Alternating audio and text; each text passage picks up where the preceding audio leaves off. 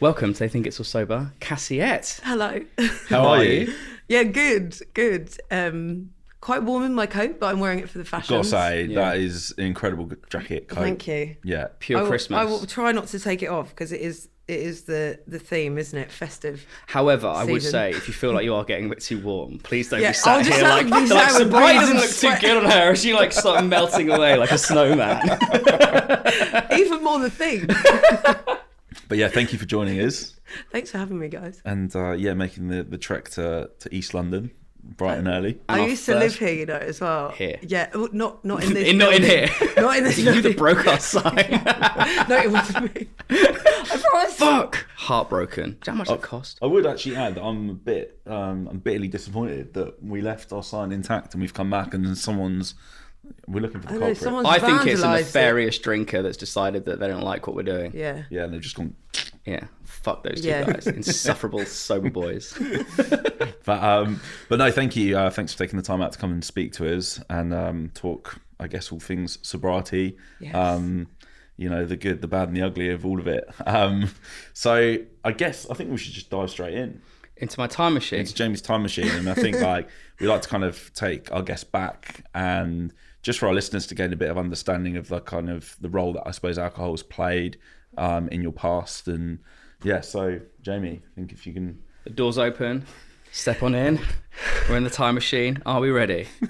There we go. We're ready. And we're back. We're back. See, you didn't even see it happen. Boom. So, young Cassie, how? What were your first memories of alcohol, sort of growing up? Oh, very, very early, I would say. I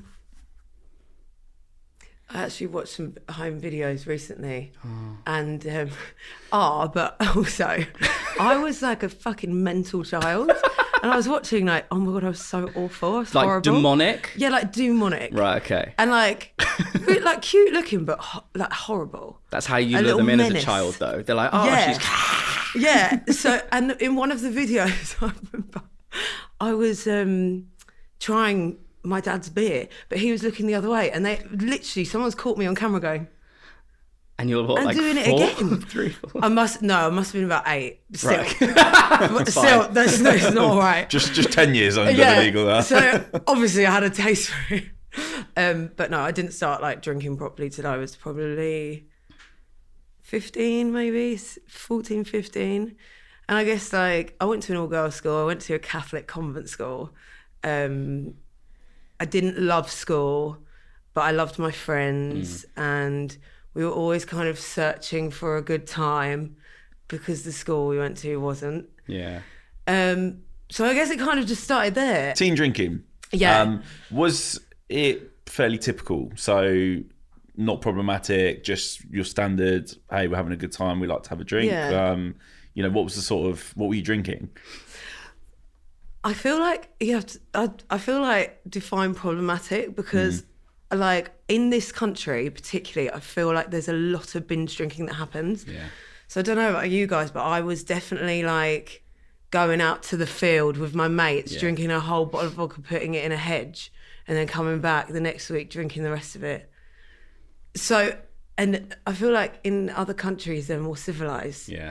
I know I have some friends that are French who would drink one glass of wine with dinner and that was it.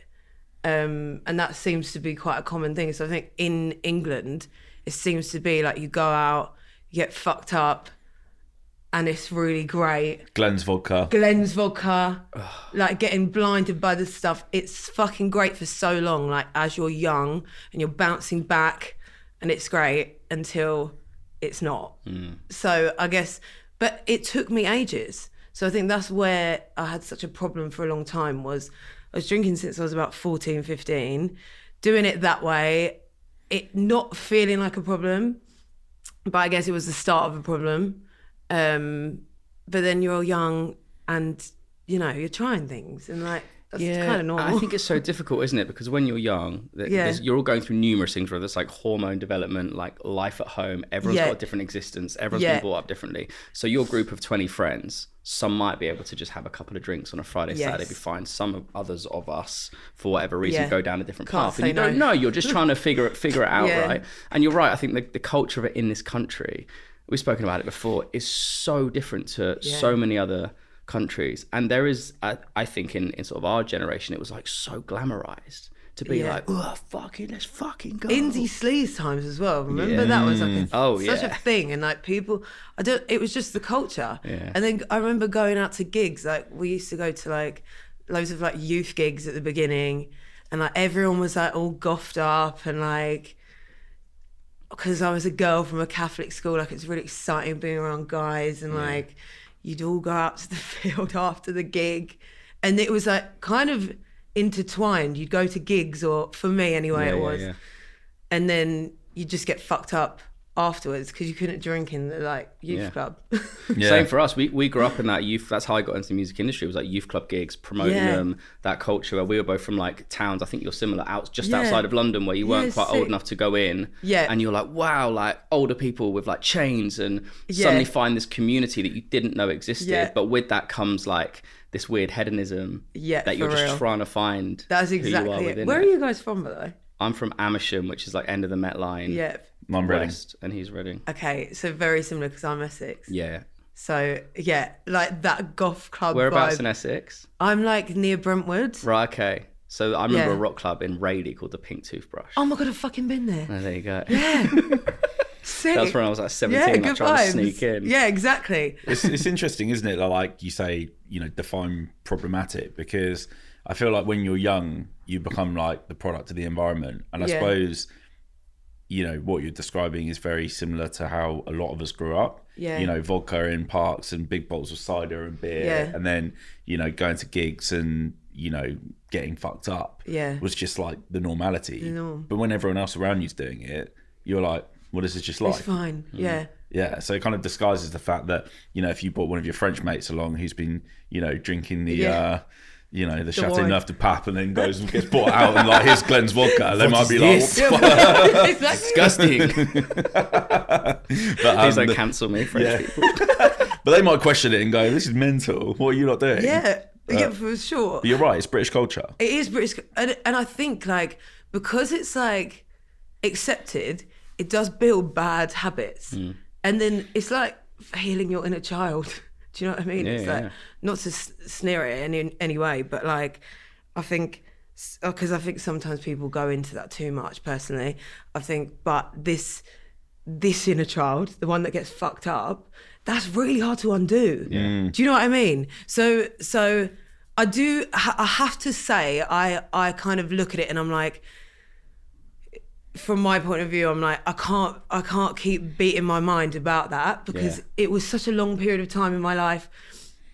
If I look back at that and go, that whole thing was wrong, then I'm just going to feel bad. Like, it was a learning experience. Had a lot of fun, for sure. Like, there's a lot of good memories that were there, but there was bad habits that got formed simultaneously. So I feel like then you go further into it, get into your 20s. I moved to London, like, went to uni in London as well, was like around other things. And then the drugs started. Yeah. And they started a little earlier than that, but like it was then like harder stuff. And then you're in it like properly for a long time. That's you've actually very eloquently summed up the premise of our first live show we did, which was the good, the bad and the ugly, because we really, on this platform, it's like, I hate using the platform, what a twat. On this podcast, I don't want it to be like, oh, all alcohol is bad, because there is a lineage and there is a time when it's like a function and it's fun and you form relationships and you form identities. And I know for me, I wouldn't be the me I am now without that. And I don't want to speak for you, but like, would Cassyette as a human or as the artist exist if you hadn't fully been agree through with that, you. right? Yeah, for sure. I think everything you've gone through makes you you, doesn't it, in that current moment? So, some of us are like, oh, yeah, what's next? Yeah. There was some fun times. Like, you can't deny that. I mean, I know for some people maybe there weren't, but like certainly from my experience, I look back fondly on quite a lot of those early days, and there were a lot of fun experiences. And the kind of regrets I have would probably later on, like, wish maybe I'd have stopped drinking a little bit earlier. Yeah. But you can't change that, can you? No. So you moved to London. You go to uni. How did your relationship change then from sort of the rebellious kid at school to, were you doing, I guess let's tie this in because I really want this to be about how amazing you're doing with music as well. where were you at in your musical journey at that, and how did that also play in? Because that's a whole other thing we'll get onto, the music industry and drinking drugs. I've kind of always done music. So I started doing music when I was like 13. I've always been into it. I've always been a music fan. So I guess that I've always been, like, gigs have been a massive part of my social life. So I guess it's like that and nightlife together. It's going to just bring all of the debauchery with it. Do you know what I mean? And I guess like house parties before I was 18, like I had this girl, Jordana's fake ID, and we looked nothing alike. So as soon as I had it taken off me, then I couldn't go out. So we'd just be house parties or the field. That's where it was at.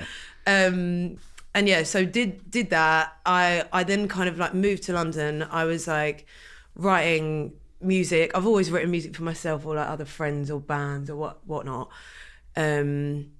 And then I started DJing and I started working like on club doors and stuff like that while I was at uni, because it's expensive to live in London. It's not cheap. Oh, it's crazy. And then being a student as well, I was just like, fuck, I need to get as many jobs as possible. So I was working in the clubs and then I started DJing.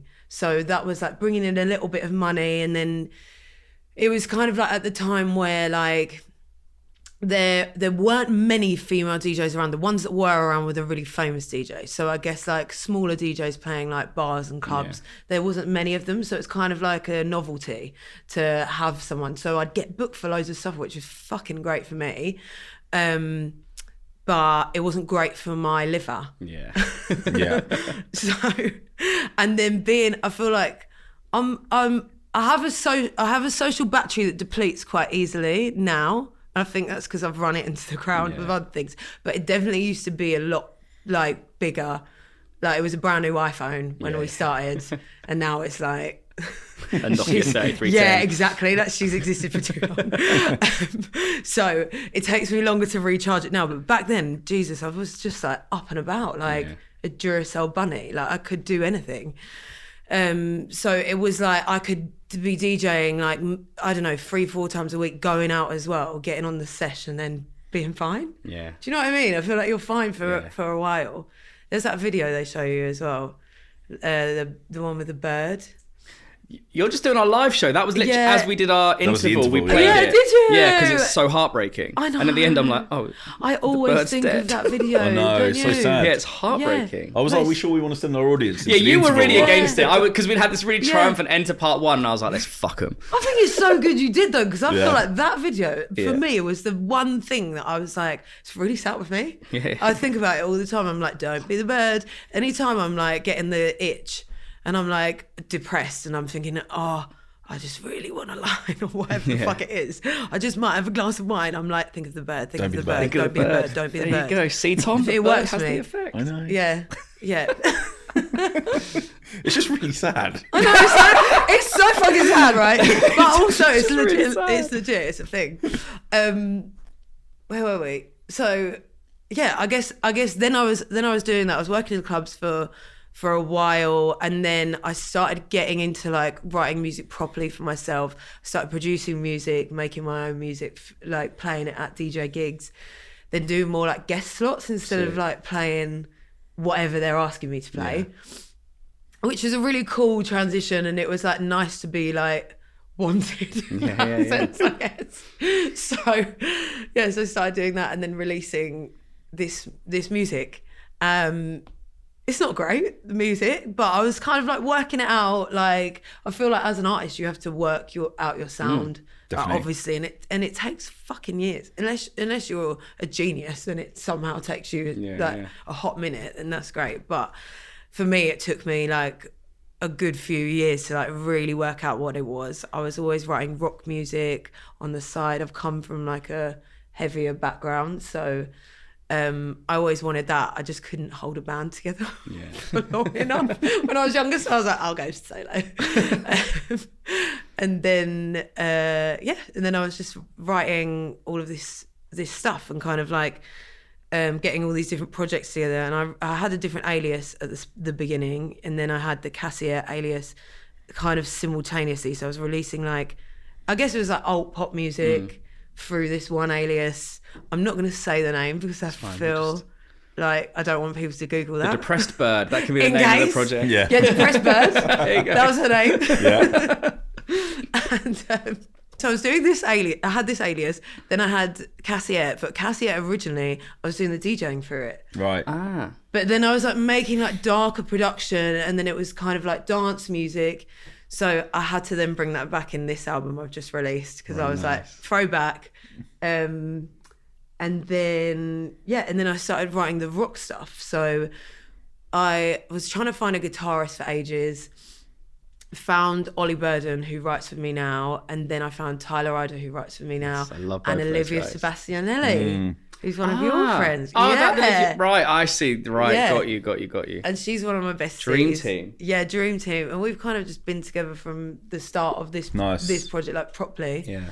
And it's just been amazing. So we've just been doing that, but I just started touring, and like I was very nervous at the beginning to start playing. Like I feel like, because I kind of blew up like over the pandemic through TikTok, the first gigs I was getting were like bigger gigs. Sizable ones, yeah. Yeah, and I was a bit like, fuck, this is crazy. So you went to the cheat code and you're like, oh, fuck. Do you know what I mean? And like, as much as I did a fucking ton of grafting before and played the shitty gigs before, because you've got to have that rite of passage. Yeah. Once I'd started doing this project like properly, then it was like straight away. So new music being played on bigger stages. And the first ever festival I played was actually with Frank Carter on the Download stage. Yeah.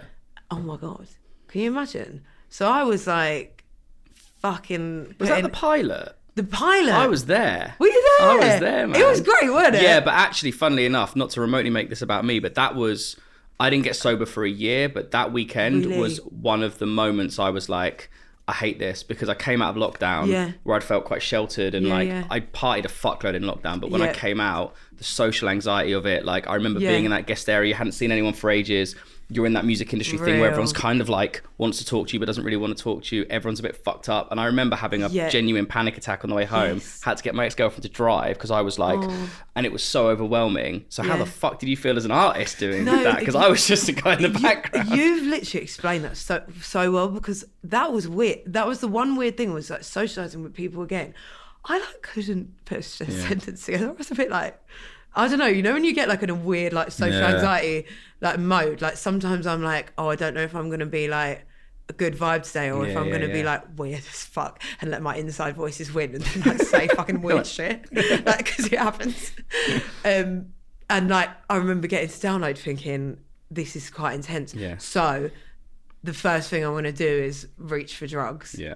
And like it was a very debaucherous weekend, I guess. Like it was. There were parts of it again, because I think there are those, and I'm not trying to like glamorize it at all. Like I think it comes with the good parts as well, but the bad parts are very fucking bad. Are life-threateningly bad. So what's the balance? We all know what the balance really is. But yeah, so I feel like that weekend was chaos, and the social anxiety, the anxiety of going on stage, I was just like, right, I need to be off my face, out of my mind. And I don't know what it is. Maybe it's my Russian heritage. Like, they can fucking drink, right?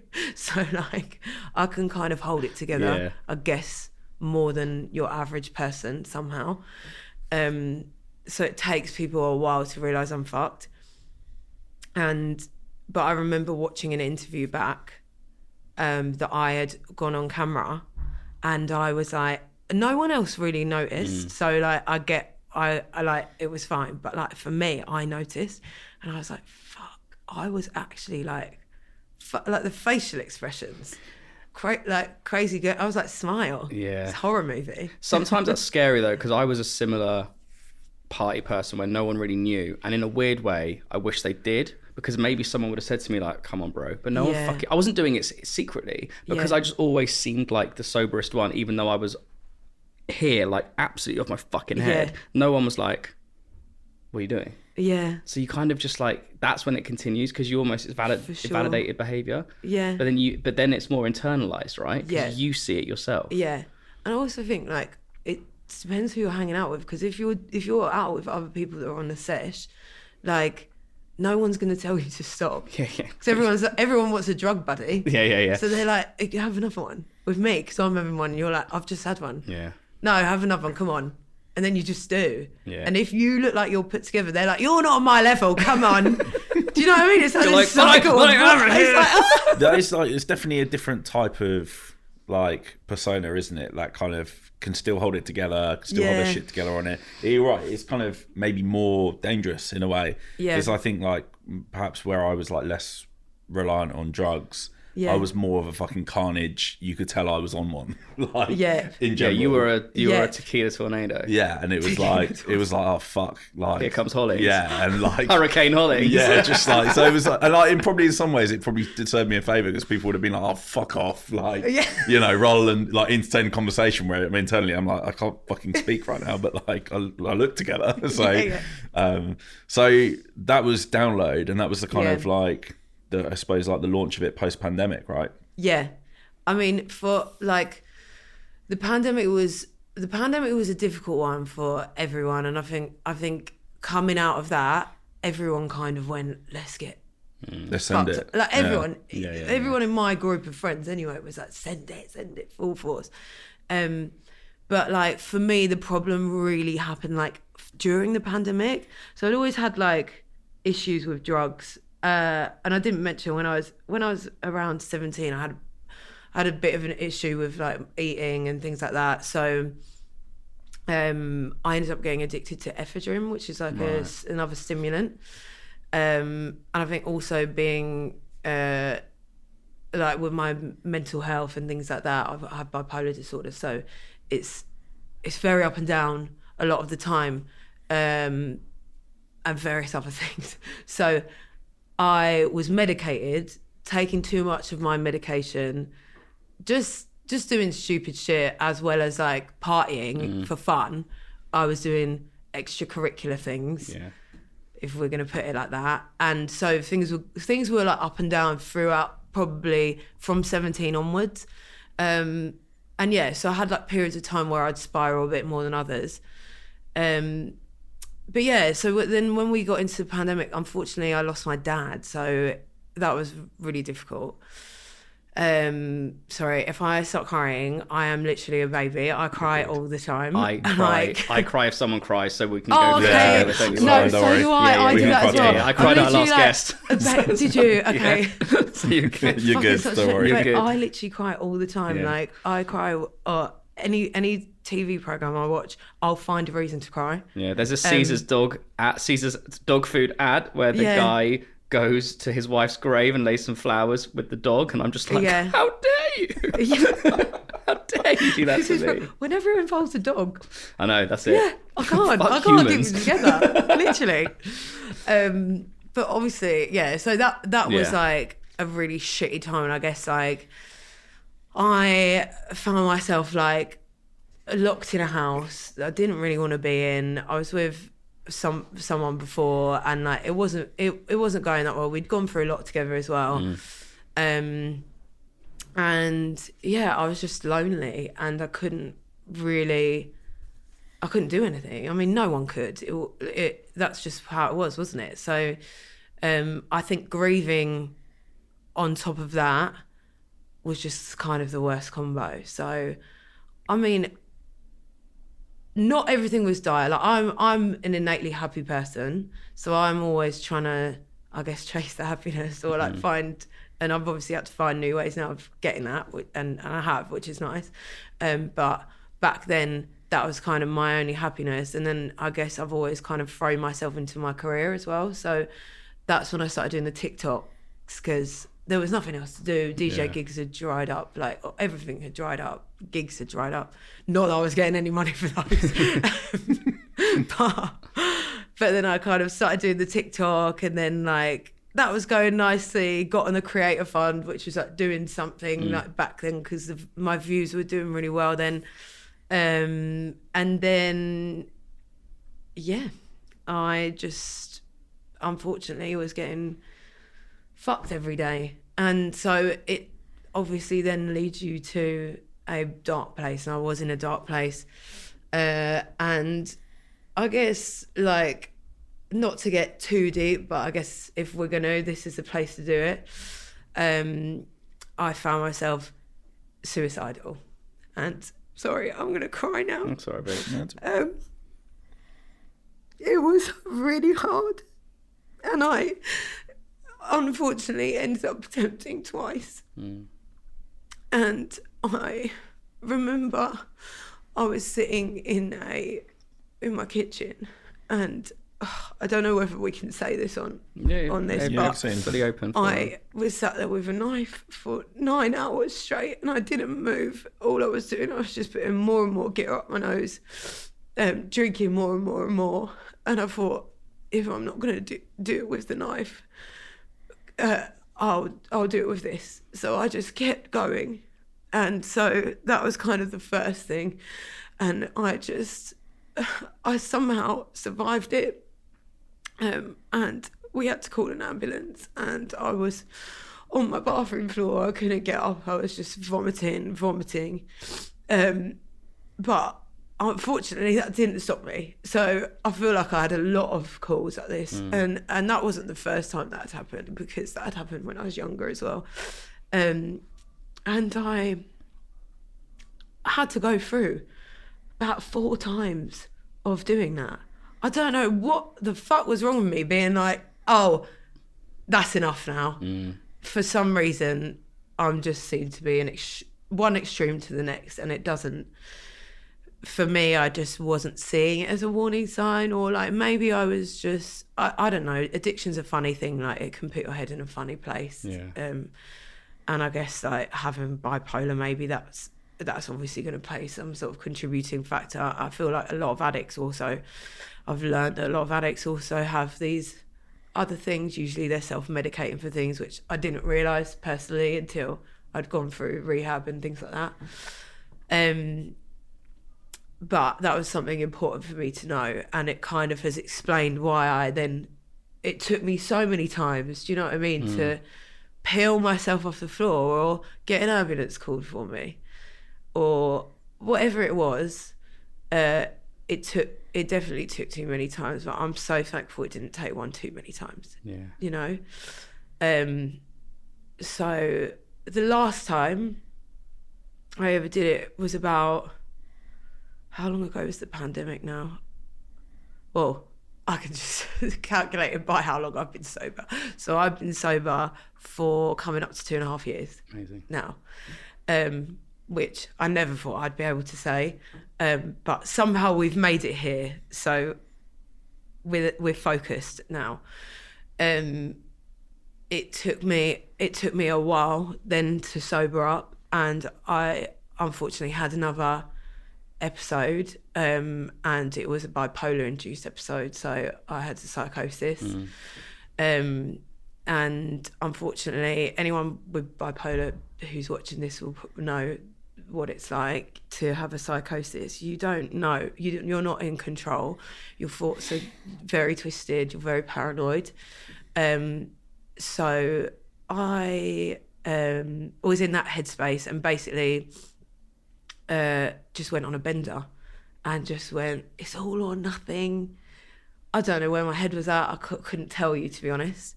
But I just remember the next day, again, I couldn't stop vomiting, but I was like convulsing, and I'd taken like a load of different things, but I remember the last thing I'd snorted like 2 CB, and I was just, the world was like, obviously from that drug, you're just going mental, and on top of everything. So I don't really remember all too much. I just remember being thrown up, and the ambulance got called, and I was taken in, and I was just monitored. Luckily, they didn't have to pump my stomach, so I must have thrown up enough to, thankfully, and I guess that kind of then there was an intervention that happened. My manager, thank God, I'm gonna cry again, called me and said to me, if you don't stop, you're going to kill yourself, and you're going to fuck your career up, because all I cared about was my career. I didn't care about myself. That music's been the only thing I've ever really had. And he said to me, you're going to ruin it. You're going to ruin everything you fucking worked for because you're going to just end up dying. If you don't stop, that's what will happen. And so that was it. As soon as he said to me, your career's fucked, mate. Like, that's it. I had to, because I thought, well, I haven't killed myself yet. I haven't done all these things. So what am I going to choose? And I thought of my dad, and I thought my dad lived life to the max in a very healthy way. He was a sportsman. Unfortunately, what actually killed my dad was his heart was too big. So he, funnily enough, his heart was too big. He was an amazing, lovely person. Yeah. My dad was an athlete, so his heart ended up becoming oversized. He trained really hard. And that was the thing that ended up taking him. And I thought to myself, this man, my dad did bobsleigh for Team GB, which was crazy, right? Amazing. He did pole vault, he did American football and gymnastics. The most random sports, right? Yeah. My dad was actually one of Daley Thompson's best friends. He trained in London Beagles. Wow. And so he was really inspiring to me. And before I did music, I actually did a lot of sport. So I feel like I've always been quite extreme and very disciplined in terms of, like, if I have a focus for something, I'll go for it. There's me as a person, I've never really cared until 2.5 years ago about myself. So I thought about Dad, and I thought, he did all these amazing things throughout his life. He did all these different sports, and he took every opportunity he could. Yet I'm sitting here getting fucked up, and yeah, I'm concentrating on my career, and yeah, I've got some things going on, and yeah, I love my friends and my family, and like, we've got good vibes or whatever. I don't really... I'm wasting it. There's people out there that don't get to choose. They don't get to choose to live the rest of their life. Again, just going back to addiction does weird things to your head, and also depression and mental illness. So I'm not by any means saying any of those people are selfish for thinking those things. Like, trust me, I know, and I sympathise with everybody because I've totally been there. It isn't your fault. It's various things that are happening in your head. Yes, there are things you can do to help yourself. And I promise you, anyone watching who is in that position, you can get out of it, because all of us have. Yeah.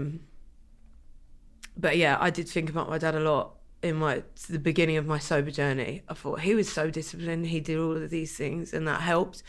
And I feel like it definitely helps for a lot of people. I know for a lot of my friends who've got sober, it's helped them, having other people doing it, or like listening to other people's stories, and then being like, if they can do it, I can. Because it's fucking true, we're all human beings. Like, you fully fucking can. So it's a matter of being able to get yourself in the right headspace. And it's like a diet. Don't say you're going to start on Monday. Yeah. Start today. You don't have to have that drink. You don't have to ring your drug dealer and then do all of these things. If you're going to ring your drug dealer because you've had a drink, don't fucking have the drink. Yeah. Do you know what I mean? Like, there's so many ways to look at it, but like, you don't have to. And especially if this is going out over Christmas, like, if you are trudging through it at the moment and you're like, I've got this Christmas party, then this thing, then this socialiser, then this, and I've got to just do all of those, and then I'll stop drinking in the new year. But you are going into that regretfully, and you deep down inside are like, I think I've got a problem at the moment. Just don't drink. I swear to you, you'll feel better the next day. I swear to God. And if people are going, why aren't you having it? Because you're the one who's usually the ringleader. Just say that you've got on antibiotics and you've got some illness, or you've got the shits, you've had the shits all day, or like, just make something up. Yeah, literally lie. Like, that you can type into Google what you should say, but like, there's a couple I've given you already. You might not want to say the shit. But like, office Christmas party, you're like, why are you drinking? Yeah, I'll just shit myself. Yeah, I'll just shit myself, actually. Yeah. But there's so many reasons. Like, you can ask me on Discord. Go on my Discord and I will literally give you I'll give you excuses. Okay? Perfect. That'll be for you. There you go. It's true though. Yeah. You know? It's so true. You know, it's like, because we feel like, I think that's one of the things that a lot of people struggle with, and you know, I guess like half our listeners still drink and are probably maybe some of them have found the path to moderation. Fuck you guys. Yeah. Maybe, yeah, but I think for some people, they're just thinking about it. And I think one of the biggest issues they have is like the perceivement of judgment, right? Yeah. Like, oh, what are people going to think? Yeah. When the reality is, and we talk about this a lot, no one fucking cares. I know. Really. Like, and if someone really cares, then it's just like, it's the whole mirror analogy. Absolutely. It's just arrogant little addict us thinking that everyone cares so much about us. Yeah, innit? When we don't fucking matter. Stop being a narcissist. Like, Chill do you know the what I mean? fuck out. Like, I don't give a flying Yeah. fuck. No one cares. So Same with social anxiety. Yeah. No one actually cares if you're Yeah, no one's noticing you. Unless full you, stop. unless you said something really fucked up. Like, come on. Like, if you've not said that many bad, like, that much stuff, and you just think, oh, they must have noticed when I like stumbled over more. Like, no one cares. Question: did you suffer with that fear with your come downs? Because I guess just to link it a little bit to the music industry. Yep. We're in an environment where it always feels like people are judging you, or like people might say something about you, and we're always trying to be a version of self. Is that really me? I don't know. It is me now, but it wasn't before. Did you wake up sometimes and be like, oh shit, what did I do? Yeah, did I say? all the time. That's why I was mentioning it, because that. I was just like, I know that feeling of you want to drink because you're scared of like what you're going to be like. Yeah. And that was one of my like triggers. I'd be like, oh, but I'm going to be around this many people, and then I have to do this, and then I have to do that, and I don't want to be weird, and I don't want to. I was feared myself. Do you know what I mean? Like you just, and you kind of. It's horrible because in the moment of doing it, 4 drinks and a couple of lines, you think you're really present in it and being like, the industry version of me, and everyone thinks I'm impressive. And ironically, when you're then sober in it, everyone, it's such a discourse, because people are just like, oh, you're really present now you're sober, and I'm like, oh fuck, I thought I was weird sober, and I thought I was present fucked, and they're like, what are you on about? You were just like a space cadet before. It's like, oh fuck, It's such a thing. Jesus Mad, Christ. isn't it? Yeah. You think so differently. Hindsight's a beautiful thing, though, isn't it? Like, Yeah. You look back and you go, come on, show some decorum. But you can't tell yourself. So, but I guess your like sort of recovery journey, what was what were your first 6 months like? Did you find it hard? Did you struggle? Like, or were you, because like, for example, when Jamie went sober, he was like a fucking Springer Spaniel. Like immediately, like, I was insufferable prick. I couldn't understand it. Like, insufferable. I was still 100 days in going, I fucking hate a month life. into my sobriety, I bumped into Tom at where was it, Caroline Flack's Memorial Festival thing, and I was like, Tom, we've got to start a podcast, it's amazing. I was like 30 days in, I was like, how the fuck do you feel like this? But I felt really lucky. My dip weirdly has come further down the line, where I've then just been like, oh, this is it now, and now I'm good again. But my first 30 days I was insufferable. You love telling people you're that story. lucky. I know. How was your first 6 months? A bit strange. I feel like because I kind of went on like this health kick at the same time. Right. I was like, right, I need to get and I don't do things by half. So I'm like, right, I need to do all of this stuff. I kind of like tried to really change my lifestyle all of a sudden. And I guess I should have gone to therapy quicker. That's one thing I would say. Like, my mind wasn't there. I also like had come off my medication, so I was like, intentionally, or as in like with medical advice, or without? No. Right, So you just raw dogged it. I raw dogged everything, because I just had then convinced myself. So I wasn't actually in a good space mentally, I guess, still. So that took a while to like catch up. But I started going to like NA and AA. I didn't stick around for too long, I actually went for a bit, and it did really help. But I think the thing that actually helped me the most was my mate. We kind of like did it together, so we were always on the phone to each other, and it was really nice. And like, I don't know, both of us are quite brash people, so like Almost like you're each other's sponsors, I guess, in the same way. So we would like, I don't know, exactly, we were like really talking about things like in like a feral way. So it was like quite, I don't know, that for me worked. It was like, there was no stone unturned kind of thing. So but the thing that was kind of tricky for me is I don't really get sick often. And I think because I've been like pummeling my body for so many years, for some reason I got really sick.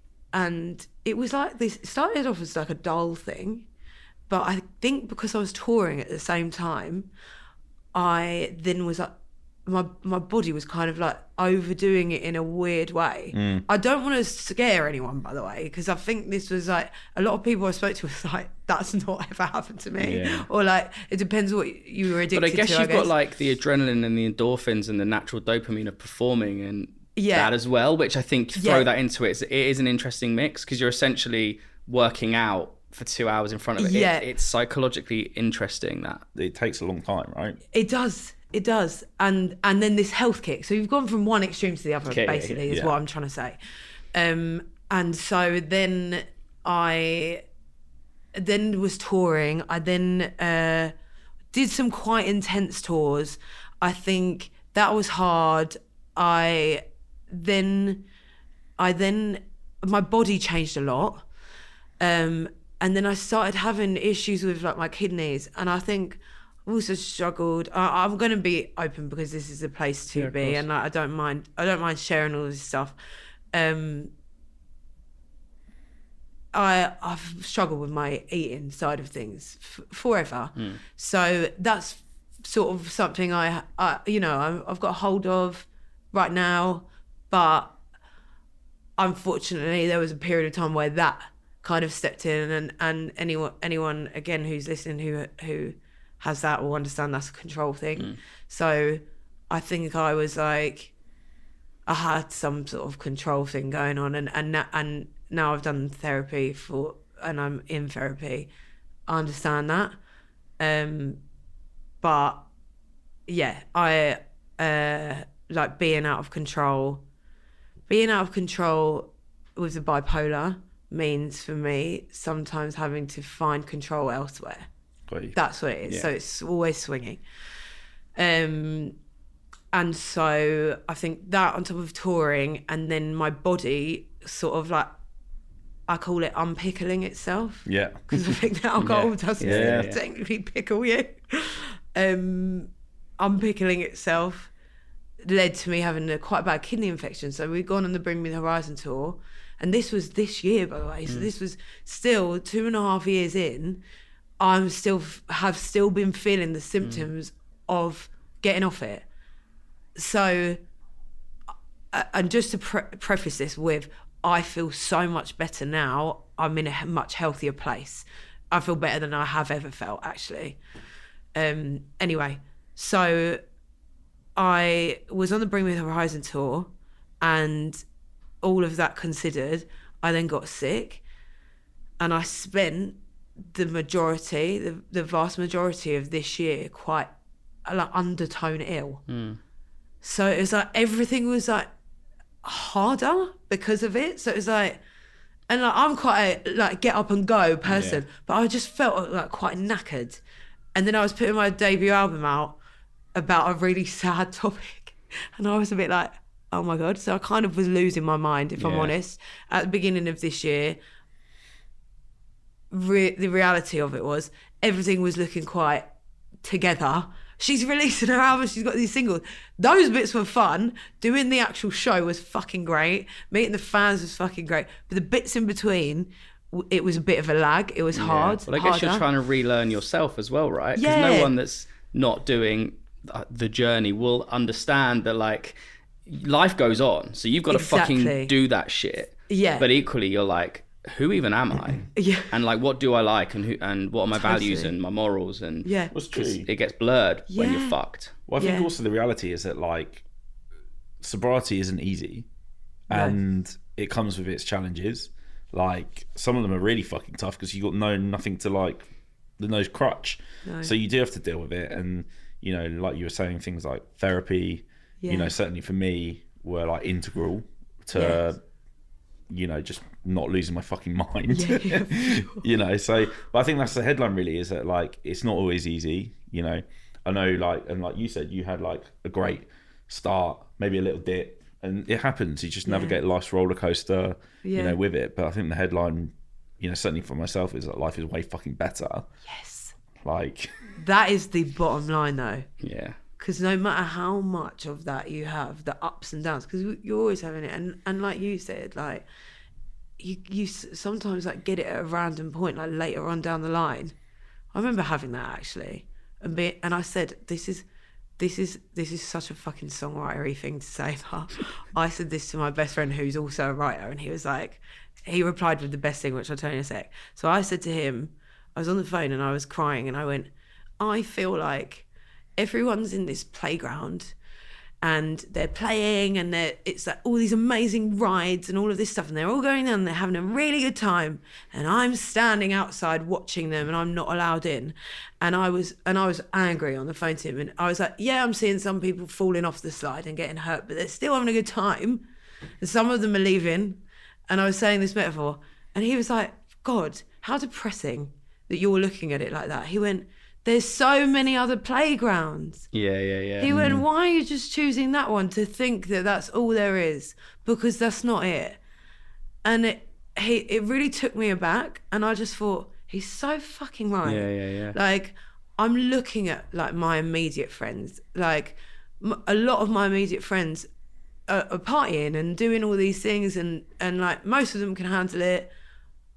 Some of them can't, like, that's conversations for another day if they ever wanted to have it on here. But it's true. Like, and I guess, like, and you guys know, being in this industry, that's what it's like. Yeah. Like, most of our friends are still in that playground.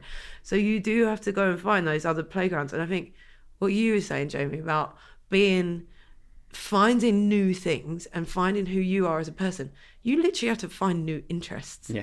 Like, what the fuck? We're adults and we're like, what's my hobby gonna be? Yeah, what do I like that isn't sniffing white lines? It's like that dopamine replacement, isn't it? You have to take on new things to replace that. Otherwise, we're obviously doing it for a fucking reason. Yeah. And it's like, you take on new things that, fulfill you in a much more positive way, right? Exactly. What have been yours?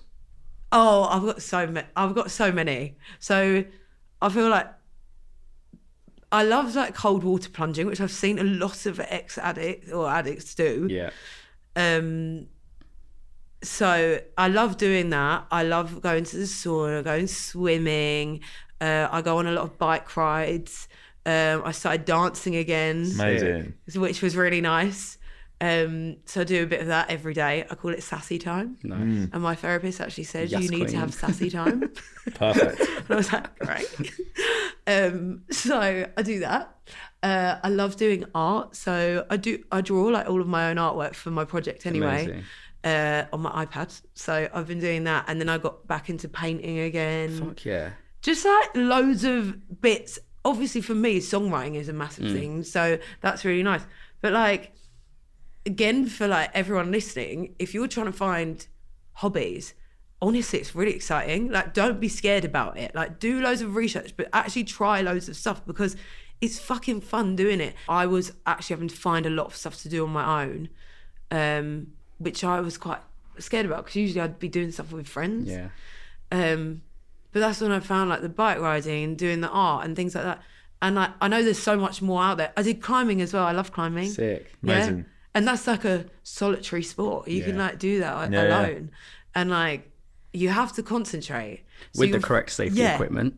Yeah, with the correct safety equipment. Not just I'm free gonna climbing. climb on my own. Yeah, exactly. Right, it's me. I'm doing the shard today. No, not like that. Like, as in go to a wall, bouldering. Yeah. And also, I don't like climbing up too high. I'm like, climb that. But like, you actually have to concentrate. So if you're like me and have like a really loud mind and inside thoughts that just you don't want there, climbing is actually one of the best things I've found because you have to concentrate on holding onto the wall and you have to be thinking about your next thing. So if you really need to quiet your mind, fucking go climbing because if you don't concentrate on the wall, you'll just fall off. I'm going to try that. Yeah. Legit. Do it. Well, I'll take my little boy climbing quite a lot. Do you? Little climbing walls. He loves it. He's nimble. Yeah. He's just up and down. There's me He is halfway Spider-Man up. though, isn't he? Yeah, he's crazy. He's me halfway up, trembling. Like, hate heights. Let's talk quickly about the record because I know it's been a huge success. Yeah. And I'd love to hear about how kind of your journey of sobriety or getting sober had led to a body of work, which obviously feels wildly triumphant. So congratulations on that. How did this whole journey kind of infer that process, and what was it like releasing a record in sobriety? That was hard. I thought I'd say that one in the end because I was like, oh, here you go. That bit was hard, but the rest of it was really great. It was like, I don't know. It was the first album I've ever done, so like I didn't really realise how much work it is, and like I like that going out there and being able to play the shows, and like I had to write for like 6 months and like get everything together. And there was a lot of stuff I wrote like that I kind of like brought into the record I'd written previously. So like the record itself is I guess like half sober, half not. Interesting. So it's a bit like you get a bit of a mix, and I feel like you can kind of obviously tell which ones are which. Like Ipecac changes key about 4 times, and I was not alright when we wrote that. I was not alright. No, I wasn't. And then Sugar Rush was like, when I was like thinking about sobering up, that's when we kind of like first wrote that. Right. So it's like, that is literally about partying. Yeah. What else is there? I guess then like the thing is, the album is like, it's kind of half and half, right? Because a lot of it's been written about losing my dad and grief. So there's like that side to it, and it's a difficult one because that side of the album's like been really sad. So it's like being quite sad to talk about. Do you know what I mean? So like when I've been doing interviews like regularly about it, I've been like, they ask a lot of questions about grief. So I've been like bawling. And that's hard, right? Because naturally for those of us that have had grief that's been close and intense, like that's where I would always reach for something else. Yeah. And when that's not there, how was that? Tricky, but then also I kept reminding myself, thinking of my dad, and that thing, as I said earlier, like I kept reminding myself. So it was fucking tough, like being real, it was fucking tough, but like I just took it every day at a time, and that seemed to get me through. And like, yeah, so it was kind of a mixed bag. And then I was very aware of the comment my manager made, and I was like, this is a big year for me, this is my first album, like I want to be serious about it. And like I want to do this for myself. Like I've never really been serious about anything in my life, and I was like, I have to be, for the sake of my future, I have to be really serious. So I think that's what carried me through, was like that, and also friends and like therapists and all those things combined. So then, yeah, so I think there was like the half and half of the album, like the grief side, and then kind of like I wanted to add songs in there that were like fun as well, because I feel like life is hard enough. Like to sit in a cloud of misery the whole time sucks, and like you really can choose what you do next, and it is all about what you do next. And even if you go into it feeling like shit and it's going to be hard, you can find happiness. And I remember kind of halfway through the album year actually feeling euphoric for the first time. Nice. And like the cloud. Yeah, it was like fucking crazy. I was on a bike ride, and I remember I went down this really big hill, and I thought, I'm gonna just hold on with one hand, and I did. It was a bit sketchy actually thinking about now. But I had a really nice like feeling, you know, that like childhood feeling, and like for some reason it just popped in. I'm picturing like perks of being a wallflower, it was like out that. in the car, moment. And like honestly, I didn't think that feeling was possible. Like I'd just forgotten it, you know, and you remember a feeling like, and it was so nostalgic, and I was like, oh, that's amazing. Like, I can feel these amazing things. So like, I think that's another thing that kept me going, because I was like, no, I'm changing this for myself now. I'm changing the thing, changing the narrative. And so, it like all came, it's always going to come in like different vibes, isn't it? Yeah, and different feelings. So getting to the end of it and then the finish line and releasing it, I got to do the in-stores week where I met like loads of fans who were like buying the album and like talking to everyone face to face. Yeah. Because I didn't really get to do that on the headline tour because it was so many dates back to back. Yeah, I was of course. like, fucked. So I was like, I'll wait till the in-stores to like see everyone and talk. And it was so nice. And like, I just felt like hearing everyone's stories. Like some people connected to the grief side, some people connected to the drug side, some people were just there for a fucking good time. Yeah. Some people had like gone through a divorce or like have gone through a breakup and been like, I'm living my best life. I met a woman who had just got the all clear for cancer. She's had it for years. And she said to me, I'm embracing my life now. I am. And that was amazing, right? That was the last day when we were in Edinburgh. She said to me, I am out there embracing my life. I'm doing everything. I'm booking every gig I want to go to. Like, I'm trying things out for the first time. I'm going to different places. I'm cooking different foods for myself. I'm like doing all these things. I just looked at her and I went, wow. I was like, fucking yes, girl. Yeah. You're sick. You're amazing. And it was like so nice. And yeah, it's like meeting people who are going through so many different things and all walks of life in this one room. It puts it into perspective. Like, your shit is gonna be okay when it comes to alcohol and drugs. Yeah. It's gonna be all right. You have a choice. She didn't actually have a choice, right? She didn't have a choice. She beat cancer through as much as she could do, but at the end of the day, it comes down to luck and it comes down to all of those other things. But she was lucky and got all cleared. She didn't have a choice for that. So I'm like, if you have a fucking choice, please choose your life. Yeah. Please, because it will. And it always gets better. And you'll find those other playgrounds. Yeah. That's the most beautiful metaphor for it, though, because like my life, all the things I thought I'd lose have been replaced by 25,000 things that are infinitely more beautiful. And I think we always use the analogy of like seeing life in black and white when you're fucked up, and now just seeing like the most beautiful color. And you're right, stories like that really put it into perspective, because some people don't have that choice to be here anymore. What are your things that you do? So much. Right. Well, interestingly, like you were saying, so I tried to sort myself out in 2018. Yeah. I lost my best friend and I was like, right, I'm gonna be a runner, but I was still going out doing fucking gear 3 times a week. Yeah. So you're like, I'm running. Weirdly now, running and walking has really been like my thing that is just peace. Yeah. I've been traveling a lot more that isn't work related, because I think again in what we do, you're like, oh, I've been to all these places, but you're never really there. You just see a venue. Yeah. So just trying to have like 2 or 3 days in just places. Nice. This podcast.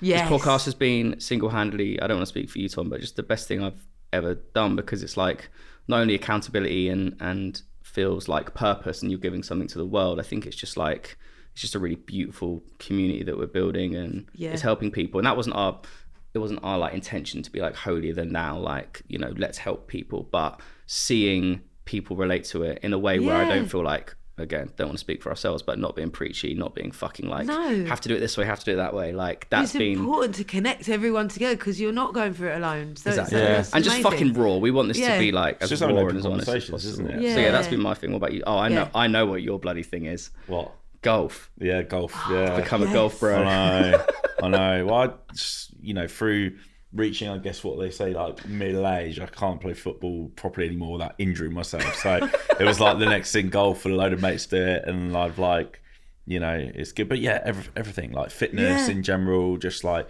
more travel, little boy and wife, and like just, you know, you get so much more time to do shit. It's that 8th day in the week that opens up, and you're like sick. Yeah, exactly. It's true, actually. That's a good way of saying it. I have one question. Because actually one thing I have found in sobriety is that I've fallen in love with the music again, like I did when I was a kid.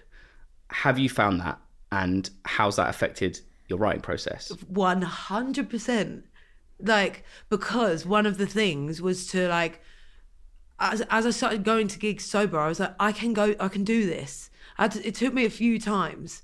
But now I have more like bandwidth, like a mental bandwidth to go. So I'm actually seeing loads more bands. Yeah. Like I saw this amazing artist, Chelsea Wolfe, the other day in Brighton. I love her. Oh, she's got the most beautiful voice. And so that it's just been so nice to like go and see all of those people, like loads of new people, sorry. I guess I think I listen to music more, actually. Me too. I think I listened to music for like 3 or 4 years, like consciously. For work, sure, but now I'm like, I'm going to discover new things, just enjoying it again, isn't it? And like tapping back in and going, oh, sick, like Yeah. Because I think when you're fucked up, you listen differently. Or you don't listen. It's in the background. It's just You're there. chatting shit. Yeah. It's like boof, boof in the background. It's so true. Yeah, it's just the accompaniment to the Yeah. sesh rather than just being like the fucking main course. Yeah. Yeah. So, Yeah. I fully feel that. Yeah, nice. You're looking at me like it's time for the big three. It is time for big three. Yeah. Fine. So I'm Let's going do to it. fire off the first two. So I think for anyone that's thinking about going on a journey of sobriety, what's the single best piece of advice you have for them? Ooh. I'd say, like, you don't know what your life has in store for you. And I said earlier, it's what you do next. And that really could be anything. And I liked what you said about the 8th day of the week opens up, right? So, because it really does. You're going to have less hangovers. You're going to have less... You're not going to have hangovers. Less hangovers. Sorry, you're not going to have hangovers. You're not going to have come downs. You're not going to have any of that shit. You're not going to be tired for 5 days running. You're going to have time. So then it's what you do next. So you're actually opening up a load of doors for yourself, and you don't really realise at the beginning because you're just concentrating on how hard it is and getting through that, which, yes, absolutely you have to. And that, I promise, gets fucking easier. And then you start realising how much time you have. But once you do that, the world's your oyster, really and truly. So, you know, whatever it is, picking up even like something small that you've forgotten about, or that you were good at when you were younger that you'd forgotten about, or whatever the hell it is, there's so many more leases of life to be had. So don't feel like, well, that's it, I'll give up partying and then my life's over. No, your life's just beginning, trust me. And yeah, I guess that's my first thing. Boom, love it. Beautiful. This again is hard. So what is the single best thing that sobriety has brought you? Oh, I think the single best thing for me, I think it's obviously going to be like different for everybody, and this is probably really quite unrelatable, but is like bettering my like career and the thing that I really work hard for. And it's bettered my songwriting, I think. Nice. It's bettered a lot of things for me, but that to me is like one of my most important things. I always feel like my songwriting is something for me that really clears my mind, and like I feel satisfied now when I write music. So yeah. Amazing. Jamie. And question 3, the big one. We would like Cassyette to write a letter to drunk Cassyette. So if you could start with Dear Cassyette, what would you say to your former non-sober self? Well, I'd firstly say, Dear Cassyette, can you even hear me?